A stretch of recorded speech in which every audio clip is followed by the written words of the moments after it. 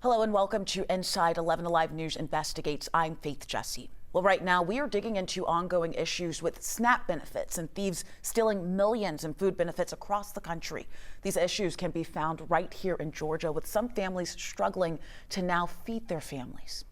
Consumer investigative reporter Liza Lucas joining us now. So, Liza, a lot of people, they know this as food stamps, but this is actually a program that millions of Georgians depend on to help make ends meet. Your investigation revealing how some thieves are getting in there and targeting the beneficiaries of these programs. Exactly. And we're talking about being an easy target here, Faith, when we talk about this issue. And there's no safety net for these families whose SNAP benefits are actually stolen. We're talking about people going to the grocery store and finding that money that is supposed to be in their account is completely wiped out. It is a problem we first reported on 2 years ago, and we are pressing officials about how they plan to stop it.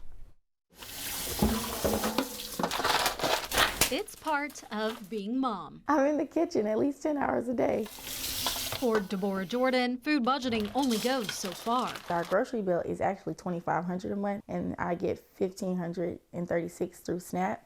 So it does supplement a big chunk of it, which I'm very grateful for. But a check on her December deposit delivered shock instead. And I called it, and it said $0 balance. On the same day her benefits loaded, she could see the money wiped out by thieves in Pennsylvania in a span of only 2 minutes. I was like, how did they do that?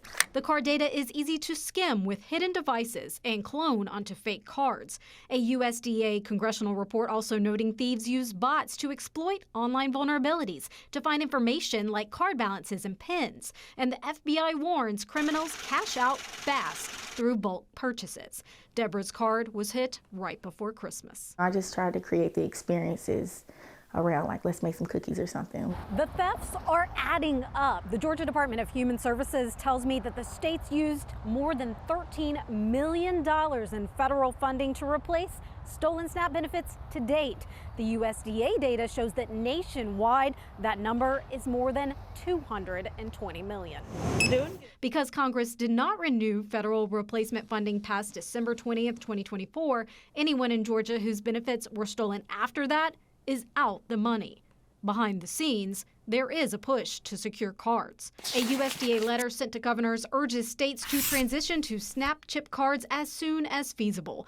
The then USDA secretary writing the cost would be a state expense, but reimbursed by the federal government at 50%. But there's no federal requirement for any of that. 11Alive News Investigates asked the Georgia Department of Human Services about the expense and was told it could vary. DHS sharing that while chip technology is one method the department is exploring, it is not the only one. Adding customer education, enhanced card security features, and more aggressive investigation capabilities are also part of the plan. The agency previously also telling 11Alive chip changes aren't possible yet, as most vendors' EBT point-of-sale systems do not support chipped cards. In the interim, the state rolled out a new feature to lock SNAP cards between use.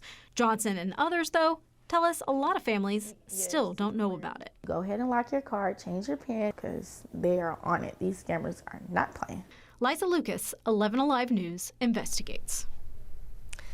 So again, you can hear the message right there at the end. Lock your card, lock your card, lock your card. That is something that the state is really trying to get the word out, Faith. I mean, after watching this, such a scary, unbelievable situation, because if you have a credit card or anything like that, you can go and try to stop these things. You're talking about federal benefits programs, money that's just gone now.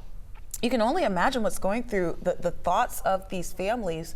Liza, let me ask you this, because you mentioned skimming. Do we have any idea who is behind this, who these criminals are that are going through, and within 2 minutes? Taking this money. It happens so fast, so families really cannot believe it. And we've been talking to investigators behind the scene. When it comes to the skimming, it comes to the phishing, they send those text messages, they get your information, and we checked with the state and the feds about it. Both sides have investigators that work fraud cases. This is something, again, nationally and here in Georgia. Now, the state would not give me any specifics, saying that they kind of keep those investigations close to the vest, as we hear a lot of times when we talk about these investigations. investigations. But the USDA Office of Inspector General tells me sometimes we're talking about individuals committing these thefts. So in certain cases, there are individual bad guys out there, but in then other cases, these can be very organized schemes and involve several groups. So criminals basically, they gather that card data through skimming and phishing, then they take that data and create fake cards to use them on fraudulent purchases. They can also figure out when the benefits are loaded, which is the big problem, and then time that steal right after the money drops. And talking about timing, as the woman in your story, I mean, 2 minutes, I'm just hung up on that, the fact that they were able to get in and take that money so quickly. So we know that the criminals are targeting the cards. Is there any help being done for these families? Well, there was that federal reimbursement period that was in place. So Congress has recognized this as a huge issue in the past. And again, we want to go back to that original message here. You can now lock your card here in Georgia in between purchases. That's a brand new app that the state rolled out in December with this feature. And it's really important that we continue to spread the word about this, because we are still hearing that a lot of people don't know how to lock their card or about that feature.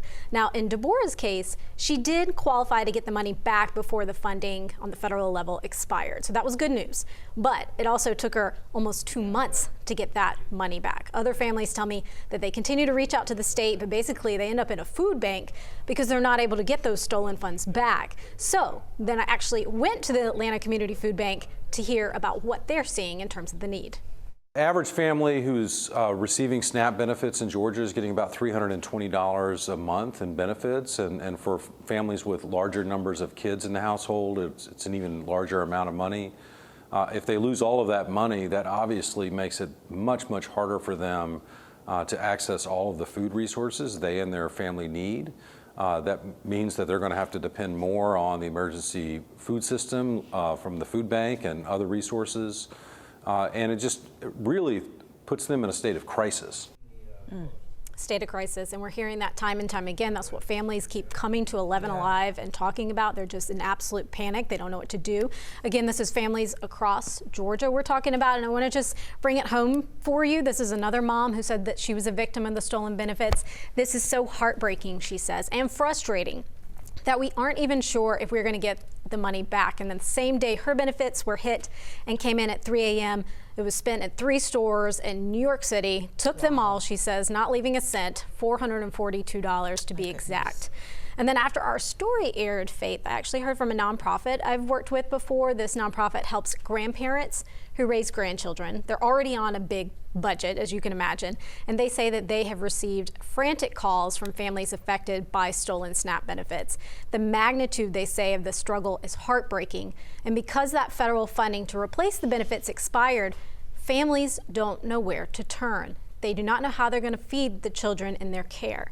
And in fact, the nonprofit's actually doing a fundraiser at this point, trying to compensate and help people fill in the gaps, because where that funding was before, it's not. It's really, like I said, just trying to wrap your head around what the families are going through. They're depending on assistance from the federal government. And speaking of the federal government, is Congress stopping in? Can they step in to do anything about this? So I have been in touch with some lawmakers in regards to this, and I want to go back to the food bank before we do, because they do have a little bit more perspective here. In fact, Kyle Wade actually tells me that the amount of the theft, we want to put some perspective on it. It's still small overall in terms of the amount that is issued by the states on a yearly basis, but it's still so huge, and still huge to every family impacted. So at the same time, he is also talking to lawmakers on the local and the state and the federal level to make sure that they know this issue and what's going on. I think right now our conversation with them is really focused on just the extraordinary level of need and vulnerability across our community. So many people have been impacted by the increased cost associated with inflation, and we've got to find ways to get more resources and relief to those families. Yeah. And it looks like, I mean, clearly some people are working behind the scenes to do this, but this at this moment is still a major issue. Major issue affecting Georgia, affecting the country, really. Yeah. It's headlines all the time. If you do a quick Google about stolen SNAP, you're going to see all sorts of things. Again, this is a problem that's been around for years, and there are members of Congress who've tried to push for changes. In fact, there was a bipartisan bill introduced last March that would require SNAP EBT cards to be upgraded with chip technology. Like you referenced, Faith, those credit cards are already protected. But that bill, unfortunately, has not progressed. So we're going to be watching this session to see if there's any type of renewed push. And of course, stay in touch with our senators who are working up in Washington and our Congress members as well to see if there's any momentum there. And obviously, you talk about our senators that are in Washington. Several other states have senators and congresspeople. But what about at the state level? Have we seen other states that have dealt with this? And what are they doing about this issue? It's very piecemeal. That's what we have to say so far. Again, this is an issue. It's been around for years. So states are at varying degrees of changes about how they're handling it. We know that California, Oklahoma, and Alabama, so one of our southern neighbors, they're among those that are working to add chip technology to their SNAP cards. California actually began issuing SNAP EBT chip and tap cards to families last month. But again, we're talking about cost and coordination, and reports actually say that California had to spend about $50 million for the change. It looks like it could cost around $6 million in other states. Alabama has a little less than half the number of SNAP recipients as Georgia. And again, the cost is going to fall on the states initially, though the federal government will reimburse about half of this. So overall, any type of changes like this takes a lot of coordination between the federal government, the state, and also the stores. Yeah. That's a big factor as well. If they're not ready to take those chip SNAP cards at their point of sale, well, then we're just kind of waiting to see what happens next. And we also know, interestingly, that a lot of states, about 5 of them, including Oklahoma, they're also piloting a mobile pay program. Because remember, the rest of the world, we're already on mobile pay. Yeah. We're not using the chip credit cards as much as we used to. So there's a big lag in the system. So we'll see how that plays out and if that's an option. And that's an interesting point, because even if you produce the chip card, if you don't have the reader in the store to take it, what's the point? And that obviously is going to cost money on both ends. Liza, we know that this is a subject that you've been very passionate about. You have been working years on this. We know that you will continue to push for answers on this. For all of those families out there that are still asking questions and want their state officials to speak out about this, do you have any indication that the state will address this directly?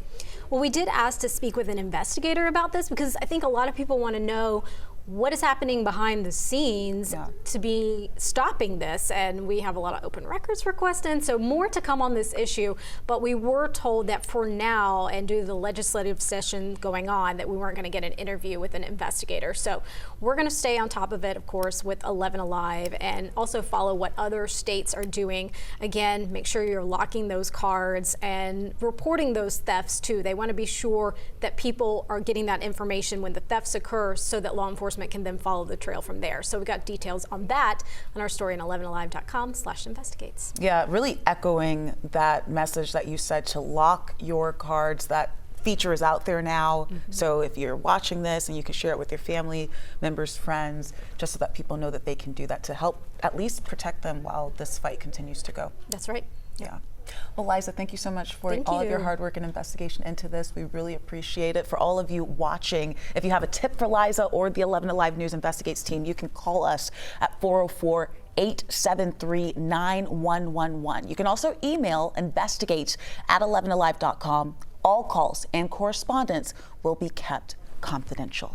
We want to thank you so much again for joining us for this edition of Inside 11Alive News Investigates. We'll see you next time.